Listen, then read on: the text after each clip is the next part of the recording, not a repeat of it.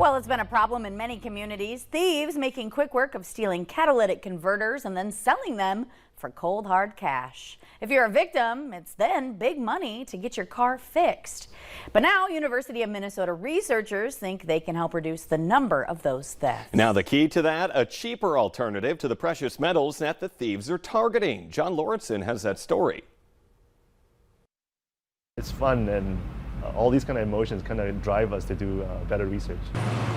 In a laboratory on the U of M campus, there are fewer molecules in this than in outer space. Researchers are using complex equipment to find a solution to a complex problem.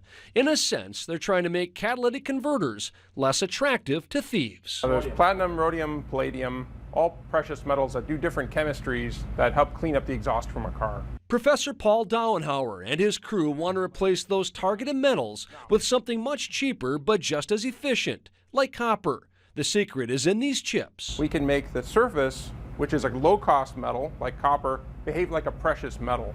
Results over the past few years have been so positive that last month the U.S. Department of Energy gave them a $10.6 million grant to continue their work. They say the recycled copper replacement is also more friendly to the environment. I would say that this is a new class of catalysts that's never been looked at before. Which is why they're now calling them catalytic condensers. And as the technology advances, Dauenhauer believes it can be used for much more than catalytic converters. We also use them in things like the production of renewable hydrogen from solar and wind, or to make fertilizers like ammonia that people use in agriculture. These all are made with precious metals. Our goal is to replace all of those. There's still more work to do, but the team believes something this small could lead to big solutions. We're already at the point where we have a device that we can put into a system and see it function and be controllable in a way that's never been possible before. We can build an entire world that's carbon-free and low-cost energy. The researchers are hopeful the catalytic condenser will be available within the next 5 years.